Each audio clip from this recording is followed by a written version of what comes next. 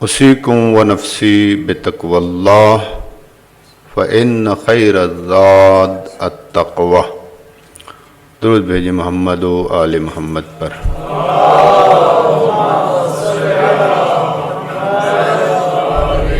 اپنے آپ کو اور اپنے سامعین کو وصیت اور نصیحت تقوی الہی اور پرہیزگاری اور عذاب الہی اور معصیت الہی کے ارتکاب سے اجتناب کرنے کی درخواست۔ بہترین زاد راہ سفر کا خرچ اس دنیا میں بھی اور اس دنیا کے لیے بھی، خواہ وہ دنیا عالم برزخ اور قبر کی دنیا ہو کہ جو معلوم نہیں ہے کتنا عرصہ طویل اس قبر میں زندگی گزارنی ہے۔ روح انسان کا زندہ ہے، اور عالم برزخ اور عالم برزخ کے بعد عالم محشر اور عالم محشر کے بعد عالم قیام، جزا و سزا جہاں ملنی ہے وہاں بھی تو انسان کی زندگی ہے۔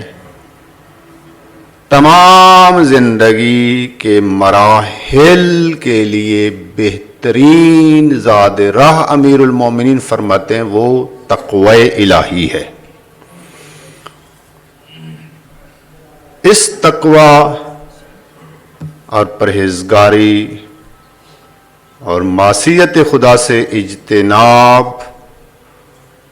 کے منابع ہیں جہاں سے یہ تقوی ہمیں اور آپ کو حاصل ہوتا ہے۔ اس کے منبع ہیں، اس کے چشمے ہیں کہ جہاں سے مومن تقوی کے لیے سیراب ہوتا ہے، سیر ہو کر تقوی حاصل کر سکتا ہے۔ ان منابع میں سے سب سے بہترین منبع اور مقتدا اور متبع، جس کی اتباع کر کے، جس کی اطاعت کر کے، جس کی پیروی کر کے انسان متقی بن سکتا ہے، سب سے اعلیٰ اور افضل آپ کے لیے اور میرے لیے وہ امیر المومنین علی ابن ابی طالب علیہ السلام کی ذات گرامی ہے۔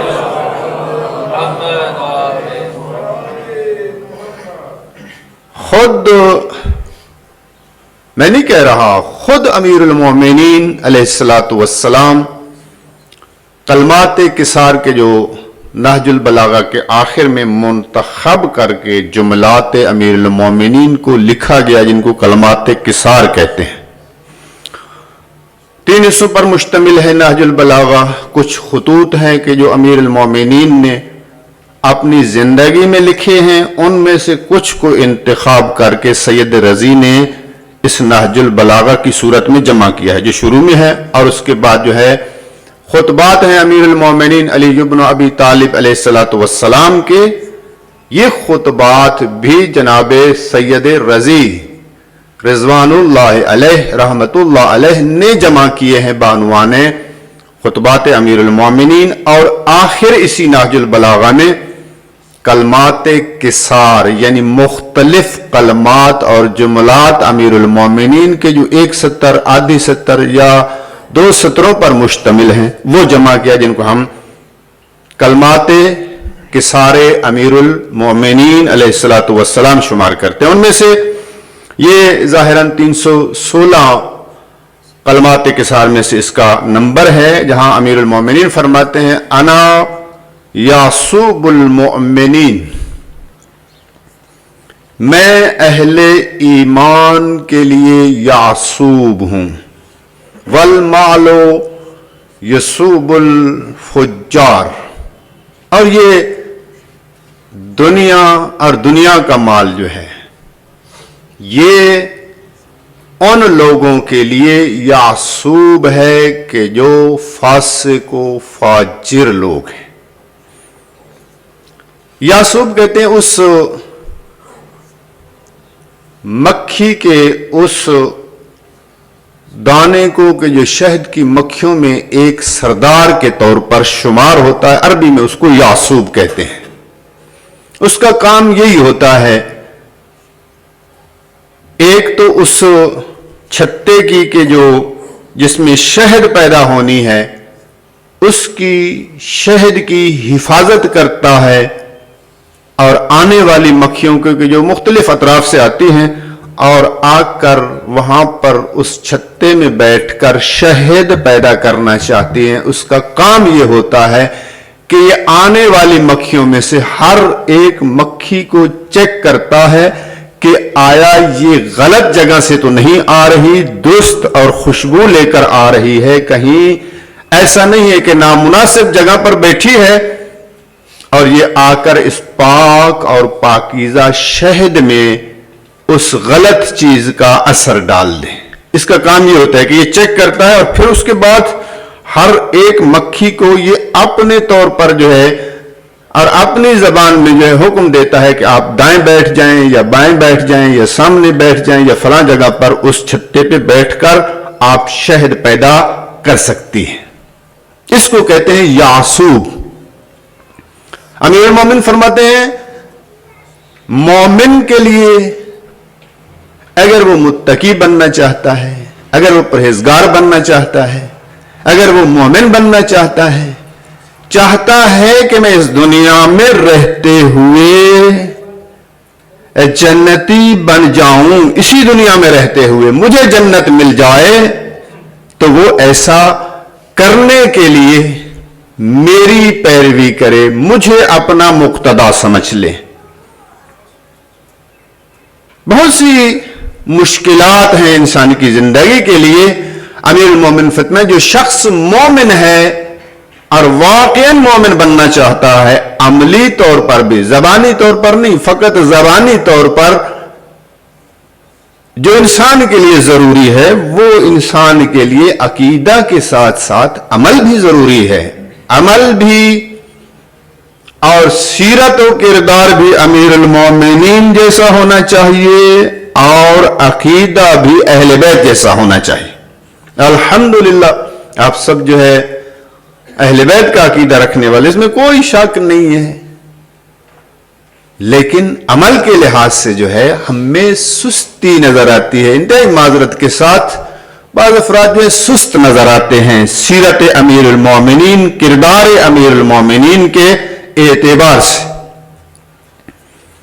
मौला फरमाते हैं, अगर आप तकवा हासिल करना चाहते हैं, मुत्तकी बनना चाहते हैं, तो मेरी जात को देखें, मेरी जिंदगी को देखें, मेरे किरदार को देखें, मेरे कदमों को देखें। जहां पर मेरे कदमों के नक्श आपको नजर आए, आपका कदम अगर मेरे नक्शे कदम पर आता है, तो समझ लें कि आप मुत्तकी भी हैं, आप मोमिन भी हैं, आप सीरत अमीरुल मोमिनीन को अमली तौर पर फॉलो भी कर रहे हैं।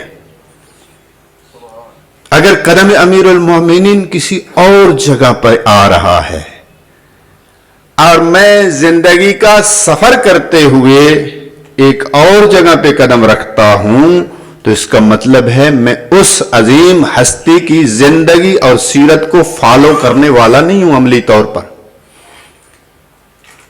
नारा लगाना बहुत बड़ा सवाब है, इबादत है, याद करना, जिक्र करना, अली अली करना, इसमें कोई शक नहीं है कि बहुत बड़ा सवाब है, लेकिन ये सवाब इंसान के लिए अगर अमल के साथ साथ हो तो फिर इंसान दुनिया में भी कामयाब है और आखिरत में भी कामयाब है। अब ये इसी सीरत अमीरुल मोमिनीन से इंसान को तकवा भी मिलता है, इसी सीरत अमीरुल मोमिनीन पर चलने से इंसान को इस दुनिया में ज़ुहद भी हासिल होता है। بہترین اور عظیم صفت ہے ایک مومن کے لیے کہ وہ مومن اس دنیا میں زاہدانہ زندگی کر رہا ہو. زاہد سے مراد یہ نہیں ہے کہ وہ کھانا نہ کھائے، لباس نہ پہنے، گھر میں قیام نہ کرے بلکہ جنگل میں چلا جائے، لوگوں کے دکھ سکھ میں شریک نہ ہو. زاہد کا معنی یہ نہیں ہے. یہ رہبانیت ہے کہ جو اسلام میں جائز ہی نہیں ہے. معاشرے کو ترک کر دینا، کھانے پینے کو ترک کر دینا، پہننے کو ترک کر دینا، خوشی غمی کو ترک کر دینا، اور لوگوں کے غم میں شریک نہ ہونا یا لوگوں کی خوشی میں شریک نہ ہونا، لوگوں سے ارتباط نہ رکھنا، یہ رہبانیت ہے، یہ عیسائیت ہے، یہ اسلام نہیں ہے. اسلام میں یہ سب کچھ ہوتے ہوئے پھر بھی انسان کو اللہ نے اور شریعت خدا میں انسان کو زہد کا درس دیا گیا ہے. زہد کیا ہے؟ زہد ہے یعنی انسان کے دل میں جس طرح ایمان دل سے تعلق رکھتا ہے، اظہار اعضاء و جوارح سے ہوتا ہے، زہد بھی اسی طرح جو ہے انسان کے دل اور انسان کے ذہن سے تعلق رکھتا ہے کہ دل میں انسان کے دنیا کی محبت نہیں ہونی چاہیے، سوائے محمد و آل محمد اور خدا کی محبت کے دنیا کی محبت انسان کے دل میں نہ ہو. ولو دنیا سے استفادہ کر رہا ہے، اسی دنیا کے گھر میں رہ رہا ہے، اسی دنیا کا لباس پہن رہا ہے، اسی دنیا کی خوراک کھا رہا ہے، سب کچھ کر رہا ہے، لیکن اس کے باوجود دنیا کی محبت اس کے دل میں نہیں ہے. اور یہ زہد اتنی عظیم صفت ہے کہ جس کے متعلق کہا گیا ہے اساس الدین الزہد. دین کی بنیاد کیا ہے؟ زہد ہے. اصل الدین الزہد، دین کی اصل اور اساس زہد ہے. اساس الیقین الزہد، انسان کو یقین تب حاصل ہو سکتا ہے. ہم تو کہتے ہیں نا کہ خدا موجود ہے، اہل بیت علیہم السلام یہ شریعت اسلامی کے مبلغ ہیں، پیغمبر کو یہ شریعت اسلامی عطا کی گئی ہے. یہ قول ہے. یقین اس سے بالا تر ہے، اعتقاد اس سے بالا تر ہے. اگر یقین کی منزل تک انسان پہنچ جائے اور یقین ہو جائے کہ خدا موجود ہے اور خدا ہر جگہ موجود ہے اور خدا مجھے دیکھ رہا ہے، میں جو کچھ انجام دے رہا ہوں، اگر یقین کی منزل حاصل ہو جائے تو اس شخص کے لیے ممکن نہیں ہے، عقلاً نہیں، عرفاً، عادتاً ممکن نہیں ہے کہ یہ کسی نافرمانی خدا اور معصیت خدا کا ارتکاب کرے. جب یقین ہوتا ہے تو یقین انسان کو ایسے کاموں سے کہ جو نافرمانی خدا ہوتے وہ روک لیتا ہے. اس کا مطلب یہ ہے کہ اگر ہم نافرمانی خدا کرتے ہیں یا خدا کے وجود کا یقین نہیں ہے یا خدا کو اس وقت جب نافرمانی کرتے ہیں تو انسان ذہن سے بھلا دیتا ہے کہ میں کس کی نافرمانی کر رہا ہوں. ورنہ یہ زہد انسان کو دین کی اساس اور بنیاد ہے اور دین عطا کرتا ہے. اگر انسان زاہد ہے تو دین کے احکام کو لے گا اور ان کو فالو کرے گا، نماز پڑھے گا، روزہ رکھے گا، جتنے بھی واجبات ہیں اس کو انجام دے گا، تمام محرمات سے رکے گا. چونکہ زہد رکھتا ہے، دنیا سے محبت نہیں ہے، خدا سے محبت ہے، ہر واجب کو انجام دے گا اور ہر نافرمانی سے رکے. اگر زہد نہیں ہے تو پھر اس کا مطلب ہے کہ اس کے پاس کما حق کو جو ہونا چاہیے تھا دیندار اتنا دیندار نہیں ہے. جیسے مومن ہونا چاہیے تھا اس طرح نہیں ہے، جس طرح متقی ہونا چاہیے تھا اس طرح نہیں ہے، چونکہ اس کے پاس زہد نہیں ہے.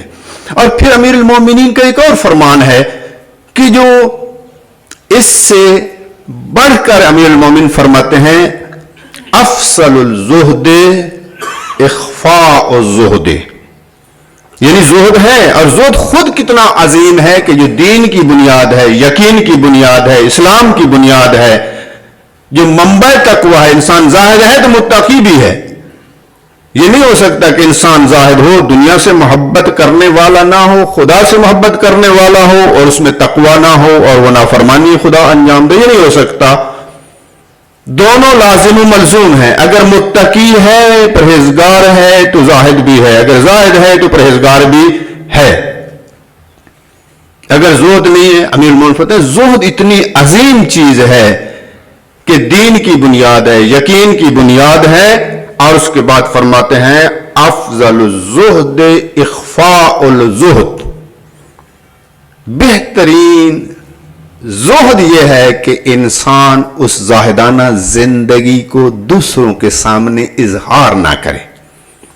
وہ اس بات کا پابندی کرتا ہے، محرمات سے اجتناب کرتا ہے، لیکن اظہار نہیں کرتا کہ میں اتنا زاہد اور اتنا متقی ہوں. اگر واجبات کو انجام دیتا ہے کوشش کرتا ہے کہ لوگوں کے سامنے ریاکاری نہ کرے.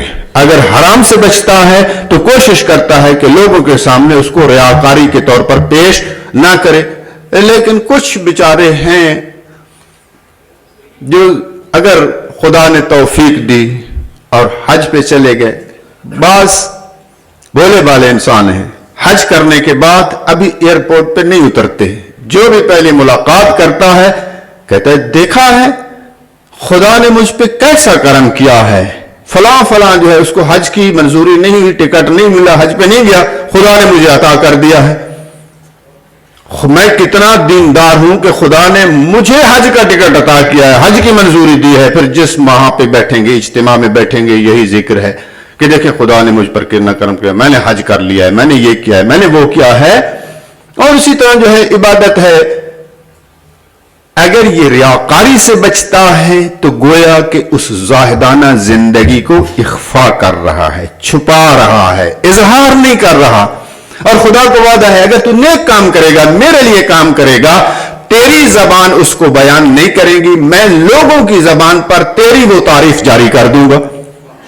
تجھے اپنی تعریف کرنے کی ضرورت نہیں ہے کہ میں اتنا زاہد ہوں، میں اتنا متقی ہوں، میں اتنا پرہیزگار ہوں. بہترین زہد یہ ہے کہ زہد کو مخفی رکھا جائے، زاہدانہ زندگی کو. بعض تاریخ میں ہمیں ایسے واقعات ملتے ہیں، درود بھیجیں محمد و اہل بیت محمد پر.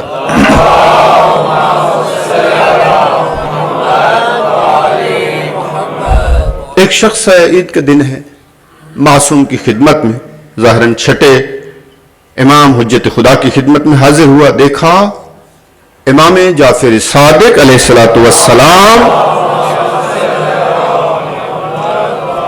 ایک بہت ہی قیمتی لباس زیب تن کیے ہوئے تھے. یہ مومن تھا، اعتقاد رکھتا تھا اہل بیت کے، لیکن کما حقہ معرفت نہیں تھی. جاننے کے لیے امام سے سوال کرتا ہے، مولا آپ کی یہ زندگی، آپ حجت خدا ہیں، آپ وقت کے امام ہیں، اللہ نے آپ کو دنیا کے لیے رہنما بنا کر بھیجا ہے، میں دیکھ رہا ہوں کہ ظاہری طور پر آپ زاہدانہ لباس نہیں پہنے ہوئے، اتنا قیمتی لباس، اور آپ کی ذات گرامی. امام علیہ السلام نے اپنی اس عبا یا قبا کو ہٹایا اور فرمایا یہاں پہ نگاہ کریں. دیکھا ایک مرتبہ اپنی جگہ سے ہل کے رہ گیا کہ مولا اتنا پرانا لباس جس کی یہ حالت ہے کہ عام آدمی اس کو زیب تن کرنے سے گھبراتا ہے، شرمندہ ہوتا ہے، آپ نے یہ زیب تن کیا ہوا ہے. امام نے فرمایا ہاں یہی ہے، یہ اللہ کے لیے ہے اور یہ بھی اللہ کے لیے ہے جو ظاہری طور پر ہے، تاکہ لوگ یہ نہ کہیں تمہیں کہ تمہارا امام دنیا کے لحاظ سے اتنا گیا گزرا ہے کہ اس کے پاس تو پہننے کے لیے بھی نہیں ہے. لیکن یہ لوگوں کو اظہار کرنے کے لیے کہ ہم یہ نہیں ہے کہ اگر ہم کم کھاتے ہیں، کم پیتے ہیں، کم قیمتی لباس پہنتے ہیں، ایک چھوٹے سے گھر میں رہتے ہیں، سادہ زندگی گزار رہے ہیں، اس کا مطلب یہ ہرگز نہیں ہے کہ ہمارے پاس یہ طاقت نہیں ہے کہ ہم دنیا کو حاصل کر سکیں. اس سے بے شمار واقعات ملتے ہیں اہل بیت علیہ السلام کے پاس یہ طاقت ہوتے ہوئے کہ وہ دنیا کو بے شمار حاصل کر سکتے ہیں، اس کے باوجود بھی وہ زاہدانہ زندگی گزار رہے ہیں، اس دنیا سے محبت نہیں کرتے۔ یہ سیرت و کردار امیر المومنین علیہ الصلوۃ والسلام ہے۔ خداوند متعال ہمیں اس دنیا میں بھی زاہدانہ زندگی عطا کرے، اور اس دنیا سے جانے کے بعد وہ زاہدانہ زندگی، وہ متقنیانہ زندگی، اس کا اجر و ثواب عطا کرے۔ بسم اللہ الرحمن الرحیم۔ والعصر ان الانسان لفی خسر الا الذین آمنوا وعملوا الصالحات وتواصوا بالحق وتواصوا بالصبر۔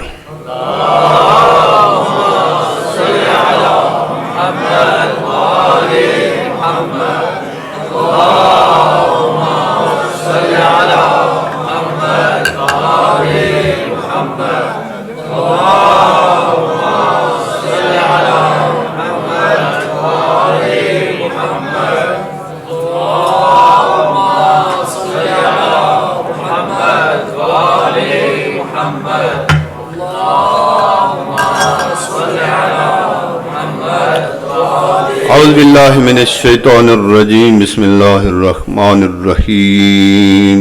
الحمدللہ الذی لا الہ الا هو الحلیم الکریم، غافر الذنب وقابل التوب وهو الغفور الرحیم۔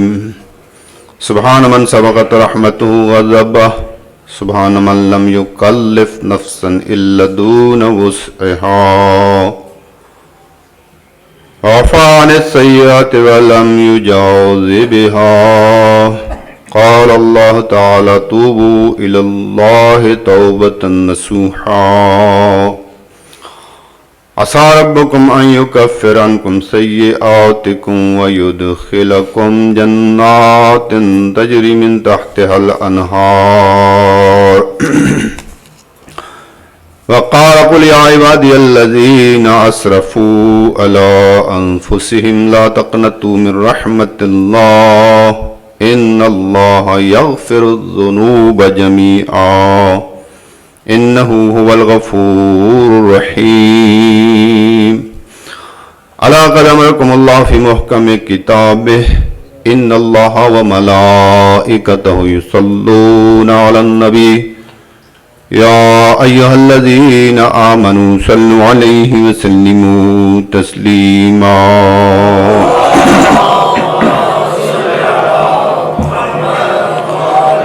اللهم صل على محمد صلى الله عليه وآله وعلى علي بن أبي طالب عليه الصلاة والسلام وعلى سيدة نساء العالمين فاطمة بنت رسول الله صلوات الله عليها وعلى الحسن المجتبى والحسين الشهيد بكربلاء وعلي بن الحسين ومحمد بن علي وجعفر بن محمد وموسى بن جعفر وعلي بن موسى ومحمد بن علي وعلي بن محمد والحسن بن علي عليهم السلام۔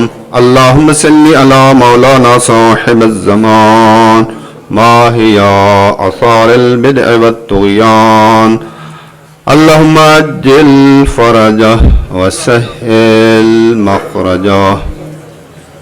درود بھیجے محمد و اہل بیت محمد پر۔ اس ہفتے اور گزشتہ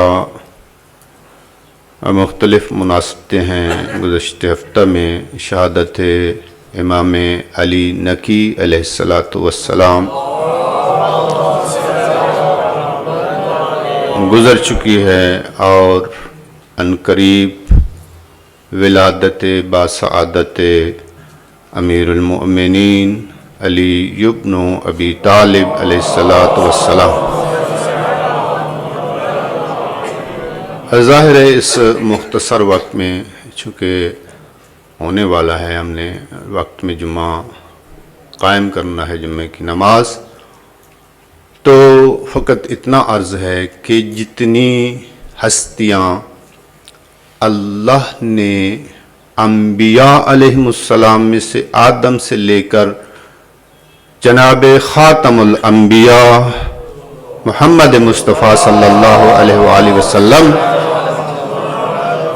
اور اس کے بعد مولا کائنات امیر المومنین سے لے کر اپنی آخری حجت صاحب الزمان امام عصر تک جتنی بھی ہستیوں کو بھیجا ہے ان کی زندگی اور ذمہ داری کو اگر خلاصہ کیا جائے تو وہ اسی لیے آئے ہیں تاکہ انسان کو خدا سے مربوط کیا جائے، انسان خدا سے دور نہ ہو، انسان کا رابطہ خدا سے منقطع نہ ہو۔ یہ جتنے بھی عبادات ہیں، محرمات ہیں، ولو دنیاوی اعتبار سے بہت سے فلسفے اور بہت سے فوائد ان کے ذکر کیے گئے ہیں، لیکن اصل میں مقصد یہ ہے کہ انسان کا اس امر و نہی کے ذریعے سے جو ہے خدا سے رابطہ برقرار رہے۔ جناب آدم سے لے کر امیر المومنین دنیا میں آئے اسی لیے آئے ہیں تاکہ اپنے چاہنے والوں کو، مومنین کو تذکر دیں، تبلیغ کریں، بتائیں کہ تمہارے لیے کوئی چارہ کار نہیں ہے۔ اگر دنیا میں راحت چاہتے ہو، اگر عالم برزخ میں راحت چاہتے ہو، اگر قیامت کو راحت چاہتے ہو تو خدا سے اپنا رابطہ برقرار کریں۔ اگر خدا سے رابطہ برقرار نہیں ہے، یہ آج جو دنیا کی مشکلات ہیں، بنی نوع انسان کی مشکلات ہیں، اور دوسری مخلوق کو بھی اس مخلوق میں مشکل میں ڈالا ہوا ہے۔ حیوانات ہیں تو اس کو مشکل میں ڈالا ہوا ہے، جمادات کو مشکل ہے، پانیوں کو مشکل ہے، دریاؤں کو مشکل ہے۔ یہ ساری مشکلات اسی انسان کی وجہ سے ہے، اور انسان کی مشکل جو ہے خدا سے رابطہ نہ ہونے کی وجہ سے۔ ان سب مشکلات کو اگر ہم خلاصہ کریں، ان سب مشکلات کا راہ حل خدا کے سے رابطے میں ہے۔ بنی نوع انسان اگر انسان خدا سے رابطہ برقرار لے، سب اس کی مشکلات کے لیے یہ رابطہ ہی کافی ہے۔ لیکن پھر بھی انسان سے غلطی ہو جاتی ہے، نافرمانی ہو جاتی ہے۔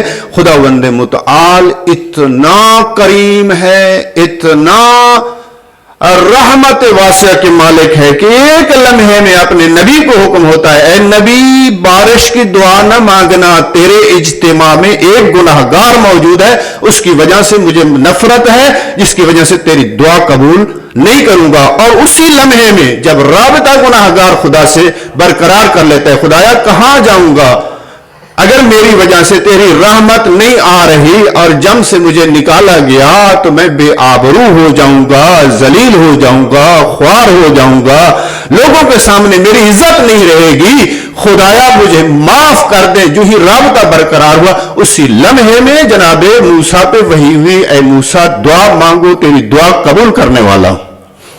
جب کو تو جا کے پوچھا، خدایا اسی لمحے میں منع کر دیا، پھر فوراً آپ کی طرف سے حکم ہے دعا مانگو۔ وجہ کیا تھی؟ کہا وہ گناہگار تھا، جب تک میرے ساتھ رابطہ نہیں تھا اس سے میں متنفر تھا، وہ منفور تھا۔ جب اس کا رابطہ برقرار ہو گیا تو میں اللہ نے اسی وقت جب اس نے توبہ کی سچے دل سے اس کے سارے گناہ معاف کر دیے، اور اب کہا ہے کہ میری رحمت نازل ہونے کے لیے تیار ہے۔ خداوند متعال ہمیں اپنی غلطیوں کی معافی اور توبہ کرنے کی توفیق عطا فرمائے، اور خداوند متعال ہم سب پر اپنی رحمت واسعہ کا نزول فرمائے۔ بسم اللہ الرحمن الرحیم۔ قل هو اللہ احد اللہ الصمد لم یلد ولم یولد ولم یکن